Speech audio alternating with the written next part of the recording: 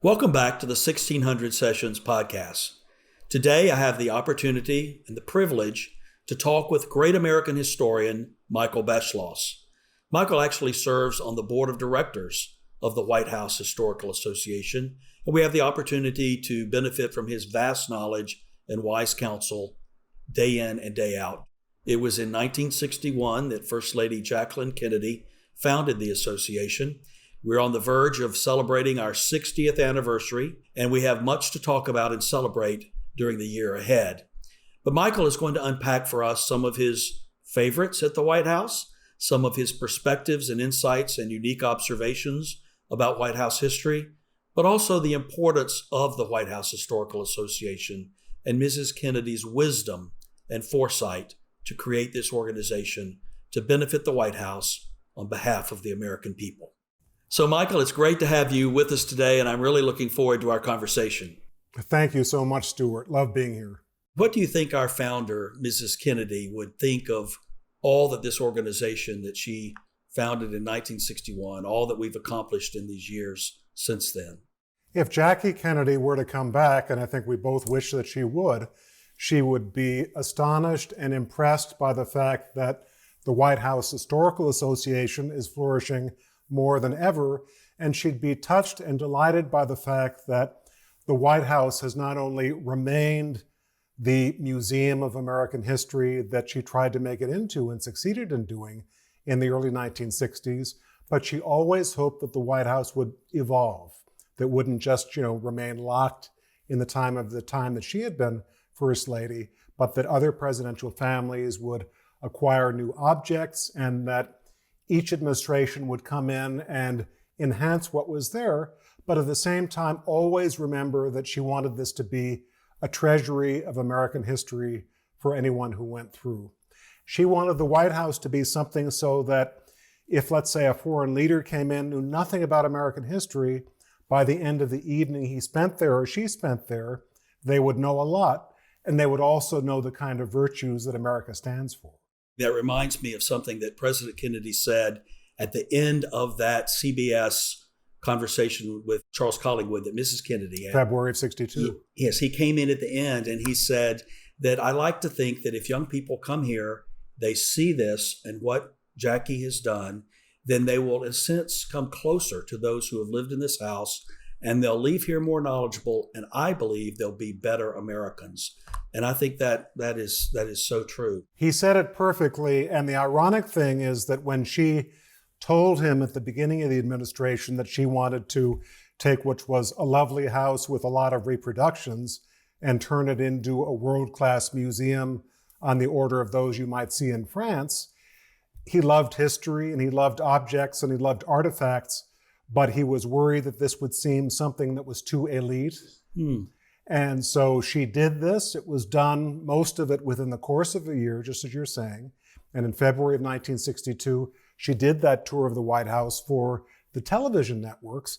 And Americans watched this and they thought it was spectacular. They were proud of what she had done. And that's when she really became an international figure. Just the thing that JFK had been worried about was the one that gave added stature to that government. Well, here we are, almost 60 years later, and I often say that we are her living legacy with historic preservation and maintaining that museum standard that you referenced, and that she envisioned the White House in a way to make it something that all Americans could be proud of. It should have the very best of America represented there in terms of the collection and the artists. And it's amazing, too, to think that she was First Lady for less than 3 years and accomplished all of this.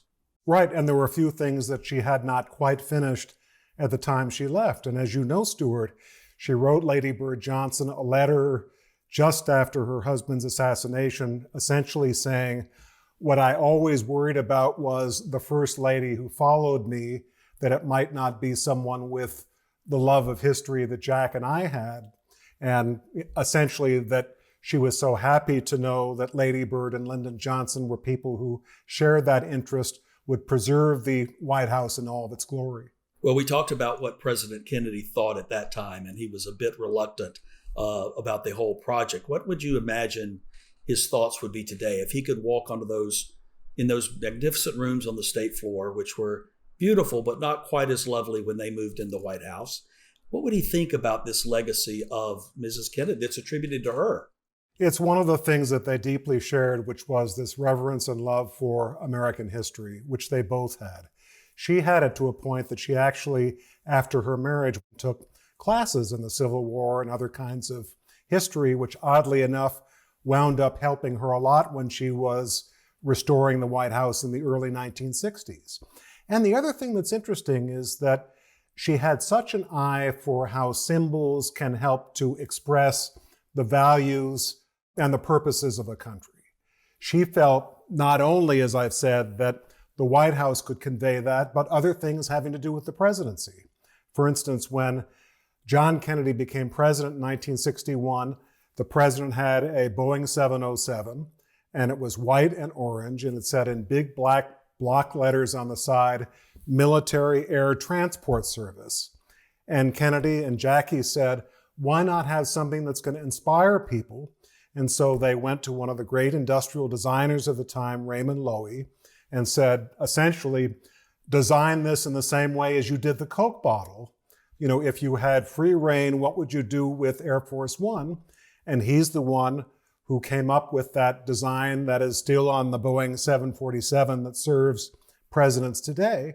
And the number of times that people are at airports and the president lands and sees that plane with United States of America on the side. They even had the thought for detail of choosing the lettering for those words, United States of America, in the same lettering as some of the early prints of the Declaration of Independence, so that it would remind people of that. And so, once again, many people would just think it's the president's plane. Why spend time thinking about it? But both Kennedys knew that that's the kind of thing that can inspire Americans and also convey our purposes abroad. And when that plane lands across the country or around the world, people know what that plane is. Those colors, Absolutely. that imagery represents the President of the United States and the United States of America. I loved learning on your social media recently when you shared that about the typeface that is on the United States of America. Very compelling to know that they were so thoughtful about every detail of what they were working on, and things that would not be trendy or fashionable for the moment, but would last for generations, as Air Force One has, and as her designs for those staterooms has lasted. And even the fact that, Jackie Kennedy, someone once said when she was, I think, in college, that her aspiration must be to be the art director of the 20th century. And she wasn't that, but she really was, among other things that were important, the art director for the Kennedy presidency and the presidency in general, because to this very day, as you well know, Stuart, oftentimes there will be ceremonies on the South grounds with, people reenacting what colonial soldiers did or playing, early American tunes. That all comes from her. Those things didn't happen before the Kennedy presidency. Oftentimes, Dwight Eisenhower, great a man as he was, would just get in his car and meet the person at National Airport or Andrews Air Force Base. Well, we speak of Mrs. Kennedy often and honor her as our founder, as we should. But first ladies other than Mrs. Kennedy have contributed to the White House. You mentioned Mrs. Johnson picking up from Mrs. Kennedy. What are some examples of other first ladies throughout history and the impact that they have had working on the White House? Well, every single one of them have brought something important. And I think one thing that's great that we're discovering is that the presidents did too. Until maybe 20 years ago, we were living in a time that was a little bit, more sexist and less sensitive to, what both genders do in American society. And there are a lot of, just as I was saying about JFK, presidents who got interested in the furniture and the look of the house. But one thing that's interesting is that if you look, and you and I both have so much at photographs of the White House at various points in time, it really takes you into that historical moment. For instance, the way the East Room looked during the Civil War. The heavy carpeting that was Victorian that went from wall to wall, dark paint, a lot of, heavy decorations on the walls. If you appeared there and you had no idea what year it was, anyone with any idea of architectural history would know. The interesting thing is how that period differs from this one, because since the restoration by Theodore Roosevelt and his wife in 1902, I think you would agree, the White House has been much more stable in terms of not every presidential family expected to come in, throw a lot of old furniture out or sell it, which too often happened, and redecorating it according to the spirit of the time.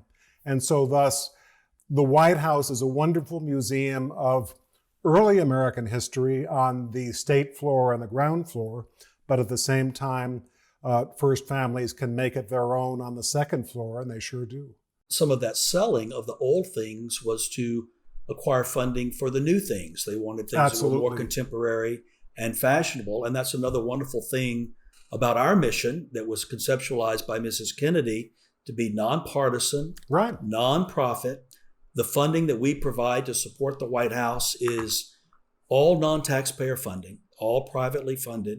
And most Americans, I think, would be surprised to hear that. It's a wonderful public-private partnership. That's exactly right. And also, it underscores the idea that unlike some authoritarian countries, America is not a country with a government that has an official point of view on art or architecture.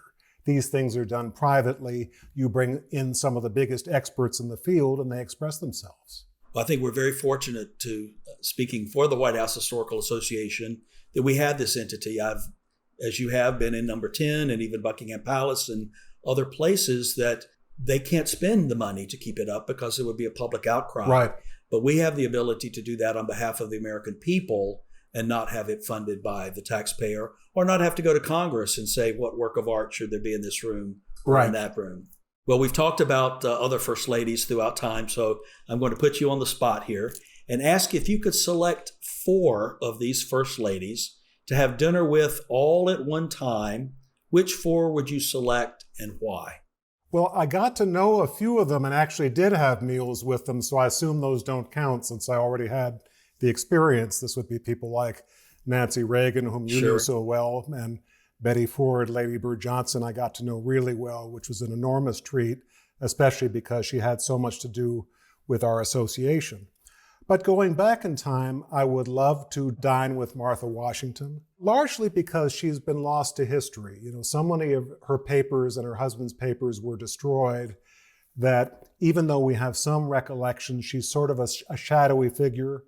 We do know how important she was to George Washington and George Washington to her, but a lot of this has to be sort of inferred from other sources. So at least if you or I or you got the experience of spending an evening with her and perhaps also with the president, you would have a sense of how their relationship worked that's much more definite than we have right now. I come from Illinois. I would love to have dinner with Mary Todd Lincoln. Maybe the most interesting first lady of all in one respect, and that is that among historians these days, you've got 2 pretty strong camps.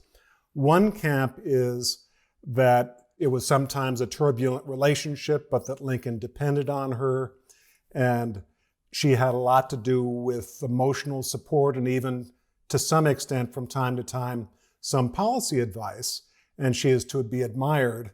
Another point of view is probably older and more out of date, which is that she was someone who was just difficult and caused Lincoln trouble, and he saw her mainly as a political problem to be dealt with. I think if you had the opportunity to spend an evening with her, and we don't have that many of her papers either, you'd get a much better sense. First lady number 3, who wouldn't want to spend an evening dining with Eleanor Roosevelt? This is a case she's the opposite of the other first ladies that I mentioned. I can't think of a first lady who is better documented than she is. She wrote not only a lot of letters, but they came straight from the heart. And anyone, Stuart, nowadays who says it doesn't really matter that we don't have letters from first ladies and presidents anymore, we can do it with emails if they're preserved. Let me suggest one line from a letter of Eleanor Roosevelt's. And this was in the mid-1930s. She was writing to a friend, and she says, this is almost verbatim, "More and more I think that Franklin, her husband, is a great man, but he treats me like a stranger. Now, that's just one sentence, but look at how much it conveys about their relationship. So we know a lot about her, but would learn a lot more from being in person with her. And since you asked me, the other First Lady I would love to have known and did not was Jacqueline Kennedy, whose memoirs I had the honor of working on with Caroline about 10 years ago. For those who don't know, she did a number of recorded interviews with the historian Arthur Schlesinger, who had worked with her husband in the house that she lived in Georgetown just after the assassination. And her order was that these tapes be sealed for 50 or 100 years. And I remember as a kid reading about them back in Illinois. I was probably 8 years old at the time, and reading about these in the newspaper and thinking, here's something I will probably never live to see, especially if these are closed for 100 years, because I'm not likely to be 108 years old, sadly. But Caroline, for the benefit of history, decided to open them around 2010, and she and I both worked on editing them and explaining them. And again, you hear her voice, you hear the emotion, you sure do feel as if you were there, but not the same thing as being interactive and getting to dine with her and ask some questions that in my case I always would have liked to ask.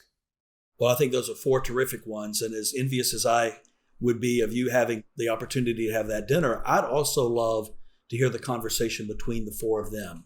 Absolutely. Like, what would Jackie Kennedy talk to Martha Washington about? Absolutely. Eleanor Roosevelt. That would really be fascinating. And they were all such large people that they could speak across the generations. I always think that if you're not a large person who doesn't know much about history, your life experience is limited to what you've experienced and what your friends and acquaintances tell you, and that's it. And if you tap into history, you're tapping into the whole of human experience of billions of people, and all 4 of the women that you mentioned are all people who loved history, revered it, learned from it, and it made them larger people. Now we're in the thick of a presidential transition, and so much of the news is focused on the policy roles, the cabinet officials, the more formal presidential side of things. But there's also a transition that takes place on what we would refer to as the East Wing, the First Lady and the First Lady's staff. Tell us about that process. And I recently had a conversation with 2 other of our Historical Association board members, Martha Kumar and Tina Chen, about the presidential side. But let's talk a bit about how First Lady to First Lady works. I'm sure there have been some interesting stories that have gone along with those transitions as well. Well, in recent times, I agree with you, Stuart. Some of the transitions between First Ladies have been just as important as the transitions between presidents.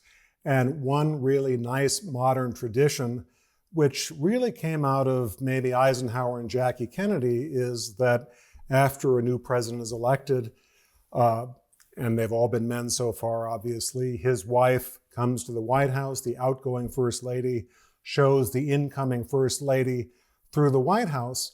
And it's a lovely experience for everyone, but it's loveliest most of all for us, the American people, because we've just lived through what is usually a really nasty campaign.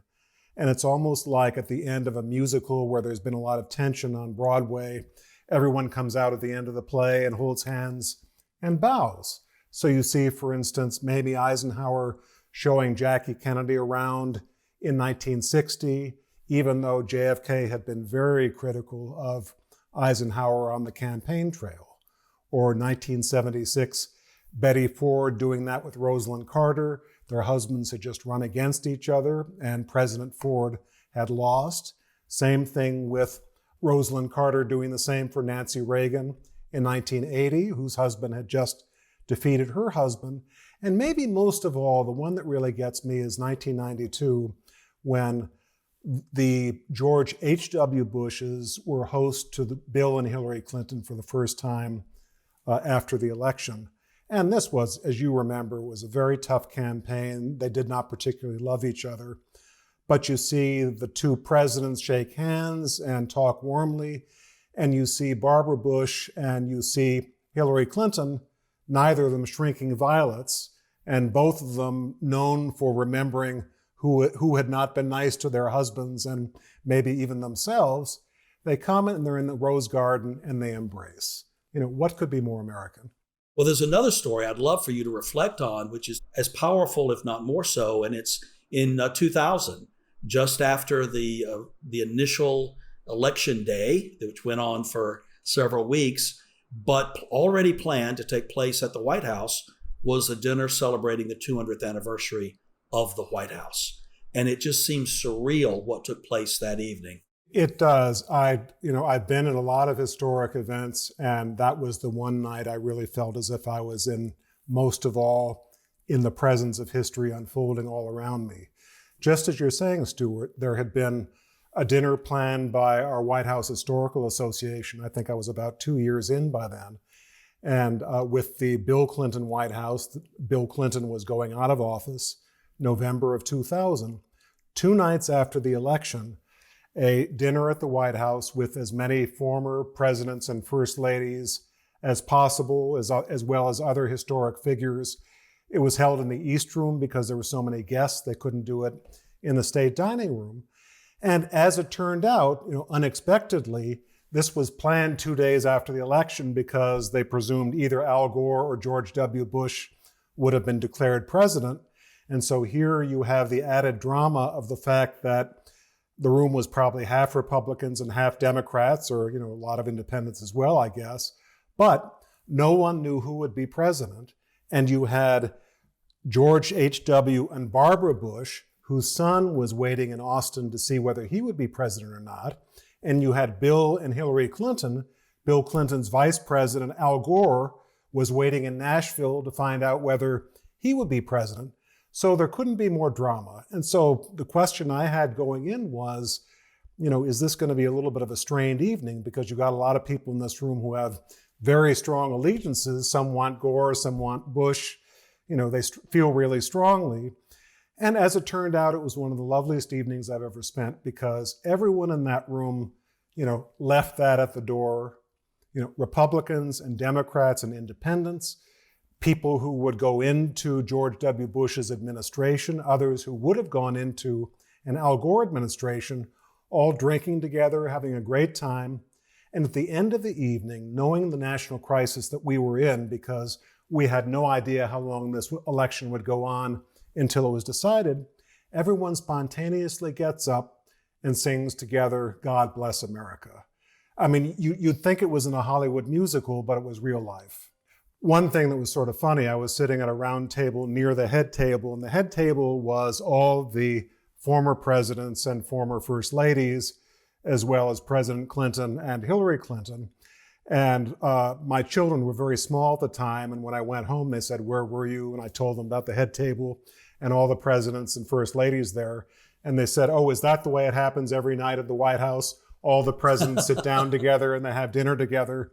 And the other thing was, I had gotten to know George H.W. Bush pretty well, and he was sitting on one side of Lady Bird Johnson, and Bill Clinton was sitting on the other side. They had not really become friends yet, although 8 years had passed since the 1992 election. And Bush was talking to Bill Clinton in a pleasant but desultory way across Lady Bird Johnson's lap. And I caught Bush's eye, and he winked. Oh, that's great. There were just all sorts of moments like that all evening. Well, Michael, reflect on your earliest memories of the White House Historical Association, what you knew of us and our role, and then how did you become involved with our work? Well, I became involved in the late 1990s. Our friend Hugh Sidey, who was the head of our board at the time, great student of presidents and had written for Time and Life magazine, he came to me and he said a couple of the people on the board were saying, it'd be a good idea to have another historian on the board, and would you be it? And, from my point of view, I had died and gone to heaven because all my life have I not only been interested in the presidents and as leaders and their politics and their leadership and what they did in office and what they did to change the country, but also this crucial setting against which, the backdrop against which all this had taken place. And the first time I actually set foot in the White House was 1975. I was an intern on Capitol Hill, and they had A group of the interns were invited down to the East Room to sort of jam in, and President Ford spoke to us. But the more memorable event was a Reagan event in 1984. It was before I joined the association. But it was the 100th anniversary of the birth of Harry Truman. Nancy and Ronald Reagan gave a lunch in the state dining room. And I remember it, you know President Reagan historically so well. I remember it because the president got up to give a speech, to give a toast, and he started searching for his index cards. And he said, "If I can't get this out of my pocket, there'll be a long pause." He found them, of course, and gave a great speech. But it was just, my idea of what the White House should be like, because there were all sorts of alumni of the Truman administration. This was 84, so there were still a lot of them alive. They were Democrats. It was an election year, a Republican president, glad to entertain them, and a Republican President Reagan, who had campaigned for Harry Truman when he was a Democrat in 1948, or a reminder of how apartisan this country is in many ways. And the final tie to our association is that there were 3 people at that luncheon, and you can see 3 of us in the picture, who were all there, who are now members of our board of the White House Historical Association: Fred Ryan, John Rogers, and myself. Well, in my role, I see every day how much of American history can be learned and seen through the prism of White House history. And it's tough enough to get people to learn American history. There's such an ignorance of American history in our country today. What is important about the history of the White House itself, and how can we do better to teach that history and get people excited and interested in learning the history of the House itself? One way to look at it is that it's a little bit like the first time I went to Monticello. I had the honor of going with David McCullough, and he said, as you walk through the house, think of this as an autobiography of Thomas Jefferson, because he had everything to do with the architectural design, the way it was furnished, the pictures that are on the walls. And, I got the idea, it was sort of what I was saying earlier, that if you know nothing about Jefferson, you walk through that house and you see the machine that can write 2 letters at once. You can see his books, or the bed that you can get out of in one room or another room. You get an idea of the great span of this man's interests and mind. So I always think when I go to the White House, think as if you're going through an autobiography of the American people. And if you know anything about that history, you go into the Lincoln Sitting Room and know what it was used for during the time of the Civil War. The yellow Oval Room upstairs, which was not yellow during World War II, it was the president's office, and Franklin Roosevelt used that to decide what our next move would be. The number of dinners of huge consequence in the state dining room, the front hall downstairs, where Andrew Jackson, with customary modesty, displayed a picture of himself and encouraged people to come and genuflect as they came into the house. And if you know some of those things and you see these rooms, all that history comes to life. Anyone who, and they never should, but anyone who thinks that history is just a lot of dry memoranda of conversations, think of it as this one building where all this took place over more than 2 centuries. What are some of your favorite rooms and spaces in the White House? Well, there are really 2. I mentioned the yellow Oval Room, and I love the history that's taken place there, the number of presidents who use that as an office. And as you know, a lot of important things have happened there. Treaty signings, a lot of important policies were hammered out there. But to me, it's sort of a symbol of what we do at the White House Historical Association, because Jacqueline Kennedy, when she came into the White House in 1961, she respected President Eisenhower and Mamie Eisenhower. She was not in love with their taste in interior decoration. And so that Oval Room, which was not yellow in those days, had, large display cases for Ike's, war medals. And there was a desk, and it was sort of a cold room. And it certainly was not a room that you would have people in for a social engagement. And Mrs. Kennedy, especially with her knowledge of French art and architecture, saw that oval, and with the help of a French advisor named Baudin, saw how that could be turned into something that's almost like a parlor in a French palace that would be conducive to conversation, perhaps between a president and a foreign leader after dinner, that might turn out to be pretty important. And so the result is that this really grim government office looking room, which it was for so much of the history of the White House, is now, I think, one of the most beautiful rooms in the place. And I love the fact that that beautiful room is in the private quarters. So it's a room that presidential families actually use and have their friends and families in. It's not just something to see or have more formal occasions in downstairs. The other room I love is the White House Library. Yeah, me too. That's my floor. favorite space. Is it? That. We've Yes. never talked about that. All right. I'll tell you why I love it. You tell me why you love it. I love it because, not because that much history has happened in that room, because it really has not. But that was Jackie Kennedy who said, any proper president's house should have a real library, not just back issues of magazines or, volumes that just happen to be given to a president, first lady by visitors.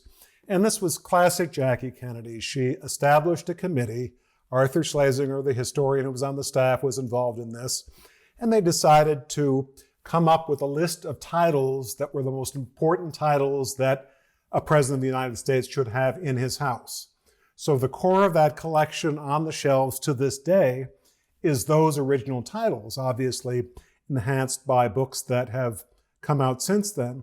And the other thing I love about the room is that she wanted to make it look like a New England room in a New England house, or maybe in a college.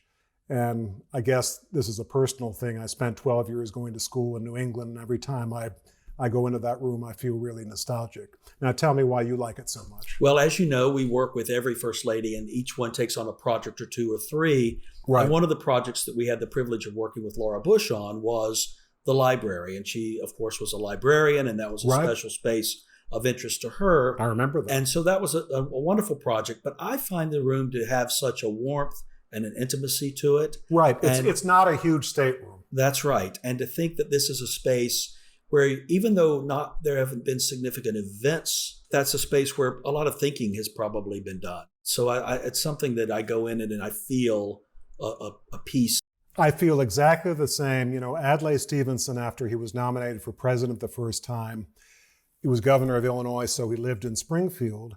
And he asked to be let into Lincoln's house in Springfield at midnight so that he could sit in Lincoln's chair and take in the atmosphere. And I feel that way in that room too. Well, when you walk onto the ground floor of the White House, you see the portraits of the First Ladies. On the state floor, they're the portraits of the presidents, most recent presidents. And most people don't know that that's one thing that the association does, is we fund the acquisitions of these portraits of presidents and First Ladies. And they're quite a testimony. Each one, if you look at them, they take on the personality of the person that they are painted to represent. And I'd love to know from you, as you've studied these and looked at these hundreds of times, what are your favorites among those? Not that they represent your favorite presidents or First Ladies, but what are your favorite portraits of presidents and First Ladies? Okay, Stuart. Thomas Jefferson, Rembrandt Peale does a wonderful job of conveying, I think, Jefferson's sense of merriment and also his intelligence. If you look at that face, even if you didn't know Jefferson, you'd understand the kind of person that he was. G.P.A. Healy, John Tyler, who was not one of my favorite presidents, but you get a sense of Tyler's wiliness and his great sense of force. Theodore Roosevelt, John Singer Sargent, beautifully painted, even if TR was someone that was not a famous person and not a president that we admire and are interested in.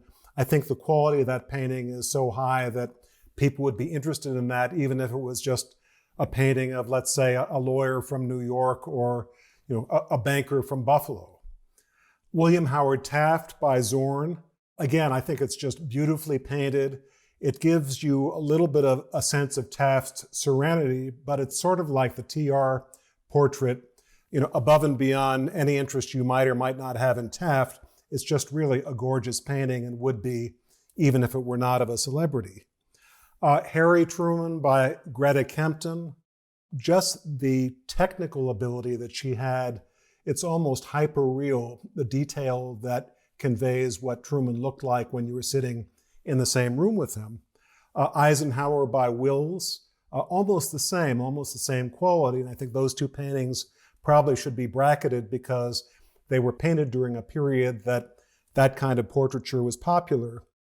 And then the final, I think maybe this brings us all the way full circle to the beginning of our conversation, the two portraits of John Kennedy and Jackie Kennedy by Aaron Schickler. They would not be my nomination if I were choosing portraits of them for the White House, because I think both of them are very sad. And sometimes portraits are done that show a historical figure at one moment of their life, but perhaps not of others. The portrait of John Kennedy, with his arms folded, looking down, actually it's based on a photograph that was taken of him at the 1960 convention. He was at the Biltmore Hotel, and he was having a debate with Lyndon Johnson over who should be the nominee of the Democratic Convention that year in Los Angeles. And there were some pictures taken of him while he was figuring out how to reply to the attacks that Johnson was making on him, looking down. Jackie Kennedy loved that portrait, but I think the reason she loved it was that by 1968, the memory of her husband was so painful for her that it was almost more comforting for her to look at a painting where he was not looking directly into the artist's eye, as he is not here. And the portrait of Jackie Kennedy that hangs in the White House, it's a spectacular painting, but it's tragic and it's poignant and it's really sad, because that was the end of 1968. That's when it was painted after she had done the sittings for Schickler in her apartment in New York. She had suffered through the assassination of her husband in 1963, the assassination of her beloved brother-in-law, Robert Kennedy, in June of 1968. And she was a deeply hurt person. And if you look at that face, and it's actually a milder version of some of the sketches that Schickler did earlier for this painting, she's looking at you and she's almost saying something that she was said to have said just after the assassination in Dallas in 1963. She was urged by Lady Bird Johnson to take off the clothes that she had worn in the motorcade, which were caked with her husband's blood. And she said, "No, I want people to see what they have done." And this portrait, I think, conveys almost the same idea. Well, thank you for sharing that. That's really meaningful and powerful to hear your perspective on those. I love the Schickler portrait of President Kennedy. It's actually, as you know, the focal point of our annual White House Christmas ornament this year, where we feature a different president every year. And that iconic portrait of him, as I am frequently taking people through the White House, and on the public tour, you go through the green room, blue room, red room, into the state dining room, and then out into the cross hall. And everyone stops at the portrait of John Kennedy. Of course, right across from it is the Ronald Reagan portrait, and that's also very popular. But the Kennedy portrait, people become transfixed. I also think it's fascinating that Schickler did the portrait of Nancy Reagan also. Yes, two not by accident. Different generations of women. The silhouette of the two women is very similar. And I actually talked to Nancy Reagan about that. Maybe you did. And that was not by accident. Not only did she admire Jackie Kennedy, who helped her stage a fundraiser for the Kennedy Library in 1985 at Ted Kennedy's house, but she identified with her because Jacqueline Kennedy had gone through the assassination. Nancy Reagan had gone through an almost assassination, and they corresponded afterwards. And she said that Jackie Kennedy had been of great comfort to her. So when Nancy Reagan went downstairs and saw that picture of Jackie Kennedy looking so horror-struck at the ordeals that she had been through, that really spoke to Nancy Reagan. Well, Michael, we're going through a very difficult and challenging time in our nation's history for many reasons. And the White House itself is also always reflective. And if it's not leading America, it's reflecting America in some way. And we will come through this time of challenge. And let's talk just quickly as we wrap up about the importance of the White House and the challenges it's faced before and come through and live to tell about, if you will. One story that sort of makes the point, and that is that, as you know, in 1948, Harry Truman, who was running for re-election and finally won that year, was facing the probability that the White House would have to be rebuilt because, a piano, the leg was falling through the upstairs floor.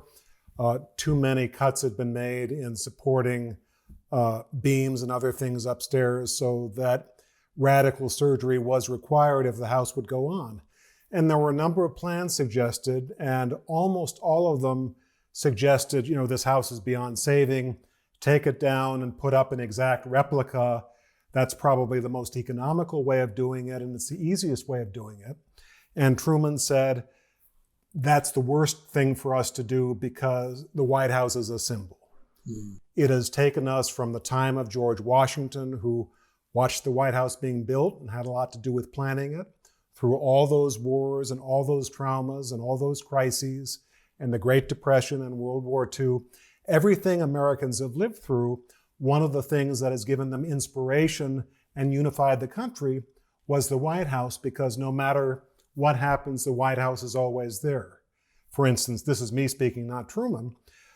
In 1941, right after Pearl Harbor, the Secretary of the Treasury, Henry Morgenthau, went to his close friend, Franklin Roosevelt, and said, it's wartime now, you've got to protect the White House. And Roosevelt said, how do we do that?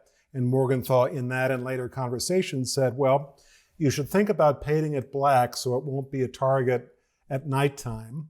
You should put tanks around it. You should put all sorts of other military apparatus on the roof.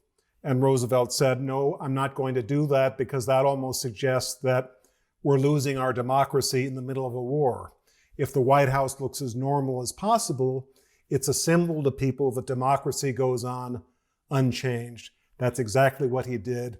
And a lot of people later on said that the fact that the White House looked exactly as it did, more or less, through the war gave us confidence that we would win and prevail.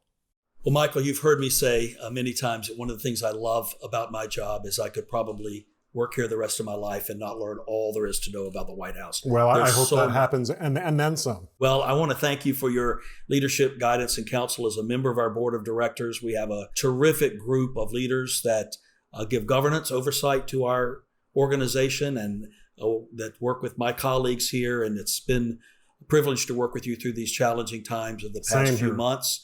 And we look forward to great things to come in the future. So thank you, Michael, very much. No historical cause is closer to my heart, I can assure you.